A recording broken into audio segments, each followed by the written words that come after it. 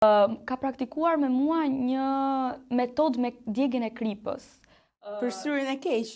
Për syrin e keq, kur diçka e zëm nuk po më shkon mirë, ose ndjej vetëm negativitet, nëna më thotë që të kanë marrë mësysh, më merr pranë sobës, dhe më bën një ritual me duart e këtyra, thot disa fjalë, dhe thjesht hedh kripën, dhe nëse kripa kërcet tek soba, do me thënë që të kanë marrë shumë sysh. Sa më shumë të kërcas kripa, aq më shumë. Unë personalisht nuk e kam bërë ndonjëherë, as në familjen time nuk jam bërë si tradita.